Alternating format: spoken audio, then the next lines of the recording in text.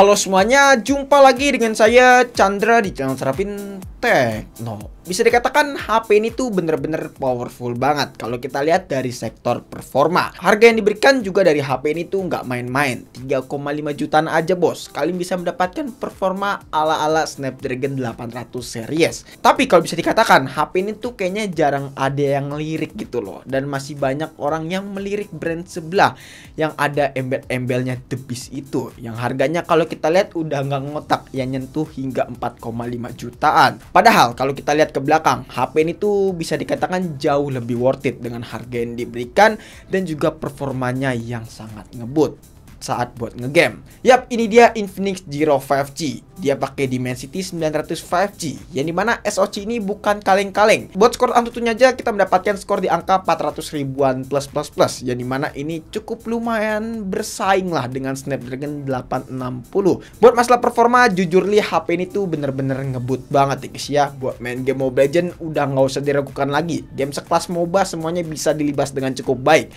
Settingan Mobile Legends pun juga dapat settingan sangat bagus ya guys ya. FPS yang didapat di sini bener-bener 60 FPS, nggak ada frame drop sama sekali. Main game PUBG Mobile bisa tembus ke settingan smooth ekstrim, dan FPS-nya pun juga benar-benar stabil banget kalau udah nembus ke settingan smooth ekstrim seperti ini. Giroskopnya pun gak delay dari HP ini. Ya oke lah, good job Infinix. Terus juga kalau buat main game Genshin Impact, settingan normal 60 FPS. Yang saya rasakan buat masalah FPS-nya kita dapat di angka 40 sampai 48an FPS. Memang gak stabil di angka 60 FPS, tapi so far so good lah. Ini FPS yang bagus kalau menurut saya. Jadi kalau dari segi performa saya akuin jempol banget. Si Infinix Zero 5G ini bisa banget bersaing dengan Snapdragon 860 yang dimiliki dari Poco X3 Pro. Cuman sayang aja sih HP ini jarang dilirik. Terus juga untuk masalah temperaturnya nih, saya rasa memang banyak banget ya yang masih ngejudge bahwa MediaTek itu panas kalau dari segi suhunya. Padahal kalau kita lihat di prakteknya buat saat ini, si Infinix Zero 5G dengan Dimensity 900 5G-nya menurut saya nggak ada masalah kalau dari segi temperatur. Bahkan bisa dikatakan HP ini tuh adem, suhu tertingginya aja menyentuh di angka 43 derajat Celcius. Itu pun juga buat main game Genshin Impact settingan normal 60 FPS selama kurang lebih 30 menitan. Jadi kalau dari segi suhu saya akuin lah HP ini tuh bisa dikatakan adem. Apalagi yang paling unik di sini udah pakai konektivitas 5G. Noh, lihat aja dengan HP 3,5 jutaan udah dapat signal 5G dan juga performanya segar ini. Brand mana lagi coba? Cuman si Infinix Zero 5G ini aja. Ya menurut saya langkah yang tepat lah Infinix menggunakan SoC ini. Lalu buat variannya sendiri HP ini tuh cukup lumayan besar ya guys ya, dengan harga 3,5 jutaan. Di sini kita mendapatkan varian 8/256 dengan menggunakan UFS 3.1. Buat Androidnya sendiri di sini masih pakai Android 11 memang sayangnya, dan untuk versi UI-nya memang masih pakai XOS 10, memang belum update ya guys ya ke versi yang terbaru. Kalau kita ngomongin soal performa pasti nggak jauh-jauh dari masalah baterai. Nah, untuk kapasitas baterai sendiri memang si Infinix Zero 5G nggak gede-gede banget ya guys ya, seperti HP Infinix yang di harga 1 jutaan. Yang dimana kapasitas baterainya itu sampai 6000. Tapi Infinix Zero 5G ini buat kapasitas baterainya sekitaran 5000 mAh aja, dengan dukungan fast charging hingga 33 watt. Ya untuk SoC-nya memang nggak terlalu irit-irit banget sih dari HP yang satu ini.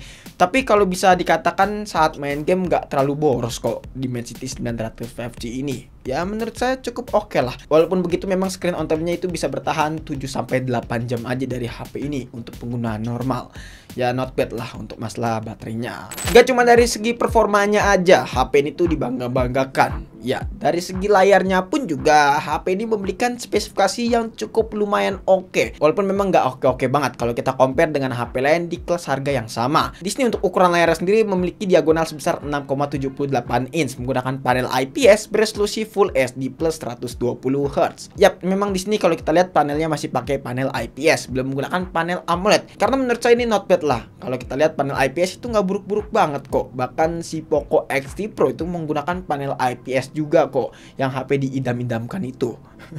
Harusnya kalau dari segi layar HP ini nggak ada masalah. Nah buat masalah touchscreen-nya memang HP ini tuh bisa dikatakan cukup responsif ya.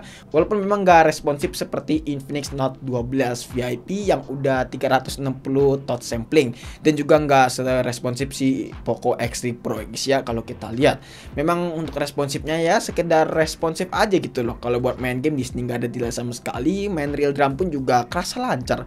Jadi memang nggak terlalu sensitif banget gitu loh kalau bisa dikatakan ya guys. Nah, buat diajak kebutuhan nonton film terus juga main sosial media, layar dari HP ini udah cukup manjain konsumen banget lah ya, karena resolusinya yang cukup tinggi dan refresh rate-nya pun udah 120 Hz. Overall saya sangat puas lah dari sektor layarnya walaupun memang masih menggunakan panel IPS. Lalu kalau dari segi desain, kalau misalkan kita lihat memang HP ini tuh cukup lumayan unik nih. HP-nya ini seperti brand Oppo ya kalau kita lihat, terutama dari sektor kameranya ini yang bentuknya ini nempel gitu ya untuk framenya. Infinix menyebutnya ini adalah curve kamera guys ya.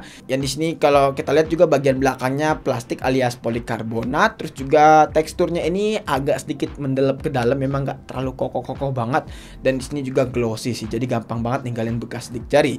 Buat kelengkapan port juga bisa dikatakan HP ini komplit sih ya. Di bagian bawah ada lubang speaker, terus juga ada lubang USB Type-C, sama ada lubang jack 3,5 mm. Di bagian kanan ada tombol power, volume up and down, sama tombol fingerprint yang sudah menyatu dengan tombol power ya guys ya.